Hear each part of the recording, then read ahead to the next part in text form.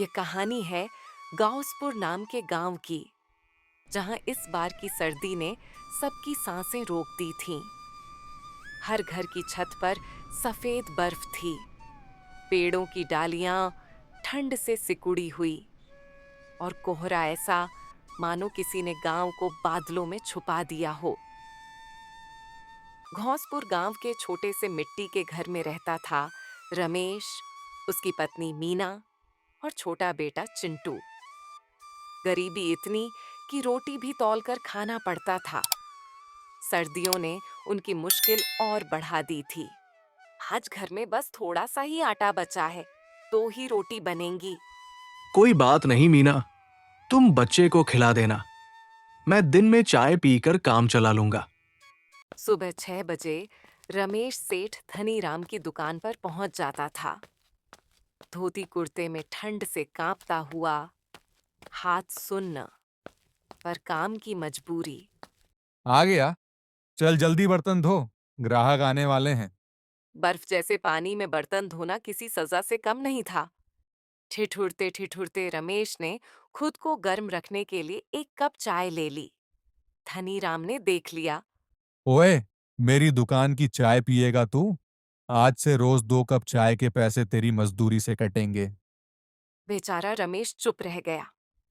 सर्दी ने उसे मजबूर किया था, पर धनीराम ने उसकी मजबूरी को चोरी समझ लिया। शाम को रमेश को आधी ही सैलरी मिली और सेठ ने उसे काम से निकाल दिया। सेठ जी, एक गलती हो गई, आगे नहीं होगी। भाग जा, दोबारा यहां मत दिखना। घर लौटकर रमेश ने मीना को सारा सच बताया। मीना की आंखों में आंसू भर आए। इतनी ठंड में काम कहाँ मिलेगा? भगवान रास्ता जरूर निकालेगा। हार नहीं मानेंगे। अगली सुबह रमेश काम की तलाश में निकला। हर दुकान, हर चौपाल, हर घर पूछा, लेकिन गौसपुर में इस सर्दी में सबके काम रुके हुए थे।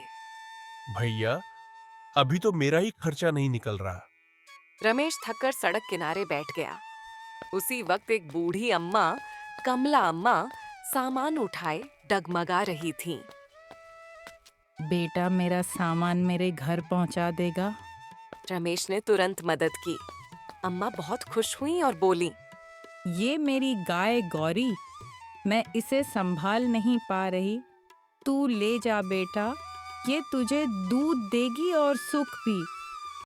गौरी का दूध निकालते ही रमेश की आंखें चमक उठीं।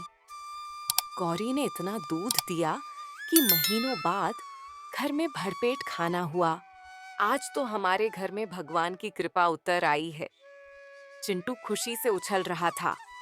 माँ, आज हम गरम दूध पियेंगे। रात को चूल्हे के पास बैठकर मीना ने कहा, गौरी इतना दूध दे रही है, क्यों ना हम दूध से चाय बेचें? लेकिन ठेला लगाने के पैसे कहाँ से लाए? लाला राम से उधार ले लीजिए, हम मेहनत से चुका देंगे। रमेश ने हिम्मत करके लाला राम से पैसे ले लिए।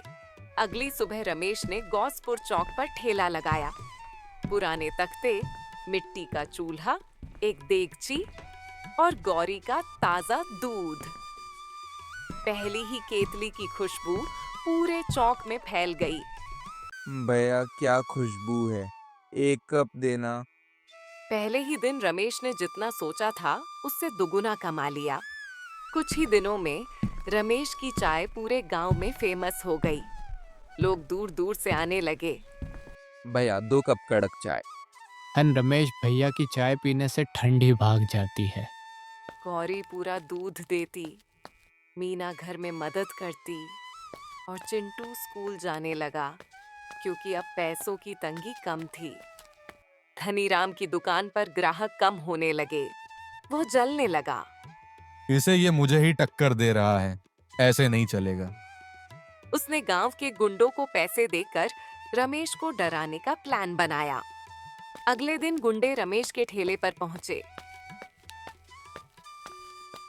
ओए, यह किसकी इजाजत से ठेला लगाया? पैसा दे, वरना ठेला तोड़ देंगे। भाई साहब, मेरे पास पैसे नहीं हैं, मैं गरीब हूं। गुंडों ने धमकाया और चले गए। रमेश पूरी रात सो नहीं पाया। अगली सुबह रमेश ने डर के बावजूद ठेला लगाया।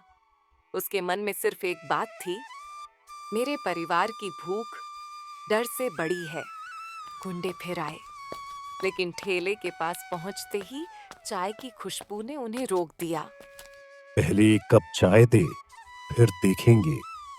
जैसे ही उन्होंने चाय पी, अरे, ये तो बहुत कड़क चाय है। हम तो दुश्मनी भी छोड़ दें ऐसी चाय के लिए। उन्होंने रमेश का ठेला बचाने का वादा किया।